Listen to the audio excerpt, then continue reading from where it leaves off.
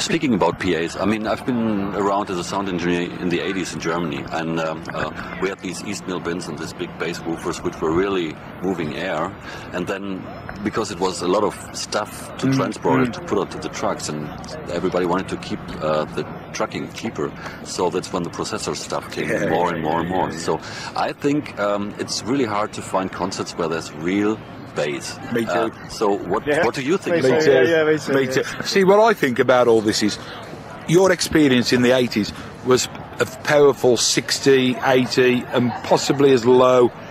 Maybe you got down to 50 hertz. If you had the like a ship pile of double Martin bins, 2B15 Martin bins, or you might add some W bins or something like that, you know what I mean? You might have got a good 50 hertz going, but that's probably, it's done by 50.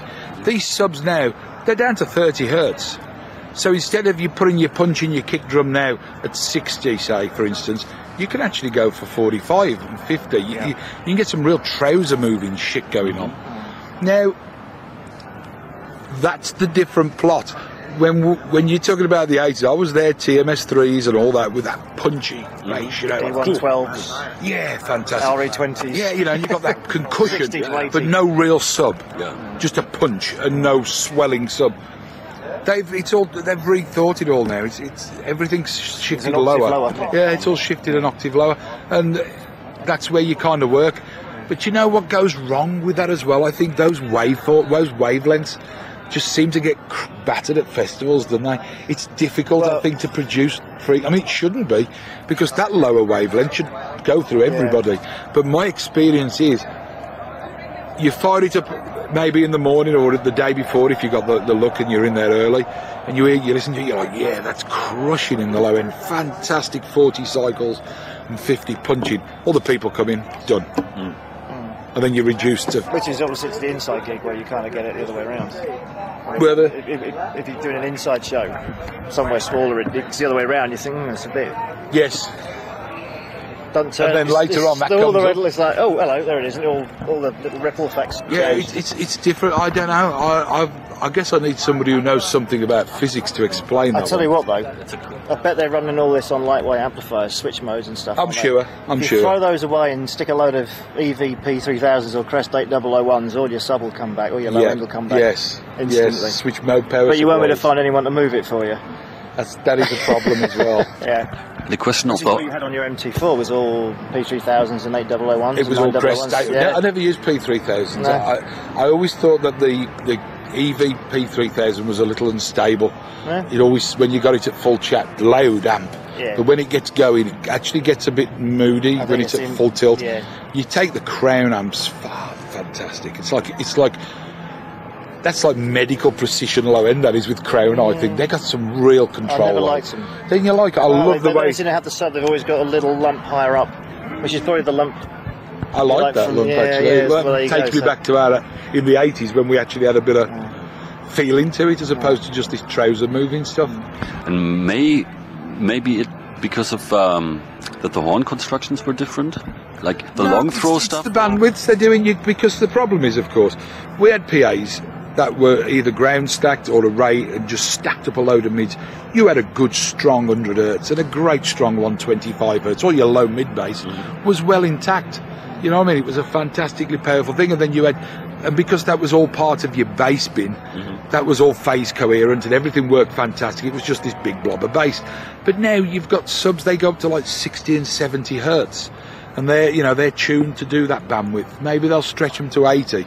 And then you're supposed to have something that comes down to 80 hertz.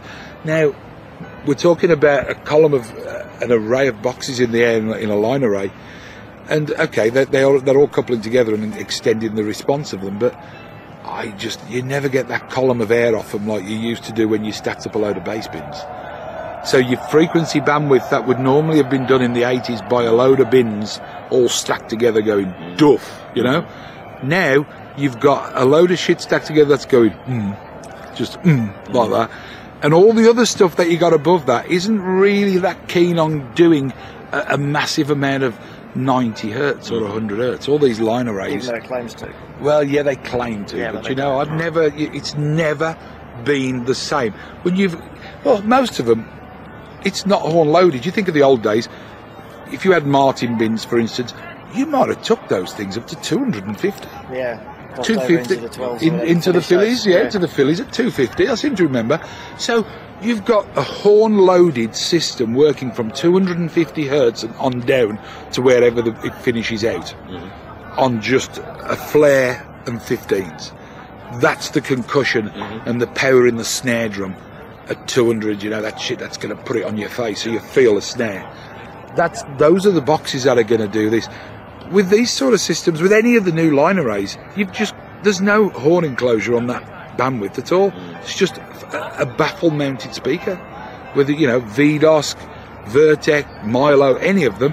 All right, you got 12s or 15s, or you go to GOT where you've got 8s, so you're expecting 8s to meet 18s. Ambitious. Yeah. Ambitious, I thought. Yes.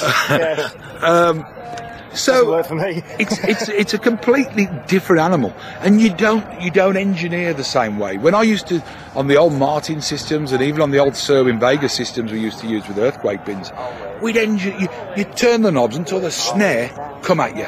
You'd be like, bah! You'd be like, yeah. Especially when it was a Midas Martin system, and you had the old Martin system with a Midas desk, like a Pro 40 or something, or even a Pro 5. You know, you'd be there and it's like you could turn the knobs and the thing would come at you, and it was just, you had as much energy in your kick drum as you had in your snare. Yeah, I like to feel the snare. Boom, ga.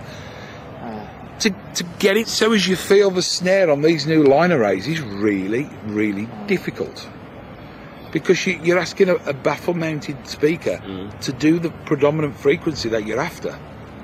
The subs are done by 80. You ain't looking for, on a snare drum, you ain't looking for 80 hertz to do that shit. You're higher, you know, you maybe, I don't know, at a push 100, 140, you know, depending. But you start winding 100 into these line arrays and they don't like it. They're not cool at that shit. You don't peak them at frequencies, you use all the frequencies. You have an apparent sound there. You hear it. It's not like you say, oh, you won't hear 100 hertz on the snare because, you know, it ain't going to do it. No, they do it. But you're not going to force it home. It doesn't have the energy. It hasn't got the energy being fired at you like out of a folded horn box or something, you know, or out of a horn-loaded box. You're just not going to get it. You're just not going to get that energy. A baffle-mounted speaker, whether it be a 15 or 12, is not going to get on your face like a horn-loaded speaker. So, you know... So there's a missing link, basically, between the line arrays and yeah, really. See, everybody's getting on this vibe now of flying subs next to the array. I like it, I do. I tell you, like it. But what you do is you cheat a little bit, because those air subs, you cross them over much higher, right? And that deals with it. You might take them up to 160. Right. You know, and you probably won't. So you've got a crossover point between the two. You slide them up, and then you don't have them go. It's pointless those subs going down to 30. You might fetch it up to 50. So your air subs are only doing 160 to 50, and then all that meat and two veg that you're looking for your guitar, your snare drum, even the fatness in the lower fatness in your toms and stuff that make you go, oh yeah, that tom moves from there. You know, all that stuff. They do it. They do it but you got to fly subs in the air next to the array, and then that does help an incredible amount. But of course, then if you also then want a crushing low end as well, you want a good solid sub. Ground stack them as well. You got to have subs as well on the ground, obviously, but you need quite a few of them as well. So then you step into another world called the accountant. Yeah. And the accountant goes, well, why? All of a sudden, do you need like 20 more subs? Because I can't have just a few. You know what I mean? I have to have, like, to make a difference, it's got to be 10 aside. If you're going to, if I'm going to get extra, you know, it's got to be 20 more subs. Because if you're going to, in a gig like this, if you're going to fly subs next to the array, I'm not going to put 3 up there and hope it's going to make any difference whatsoever, you know? So you've got 4 hangs of 16 here, haven't you? This is what that is, So, absolutely, until you get into the accounting world, and then that's another kettle of fish, which I'm assuming this is a technical thing, so I won't whinge on about that. Watch out. Just watch out for the accountants. Is basically what it comes down to, isn't it? But that applies to, like, unfortunately, every business, all the aspects, everything you do. In the end, there's the concept. Don't spend too much. The airport you go to, the plane you get on, where you park your car. Do it as cheap as possible.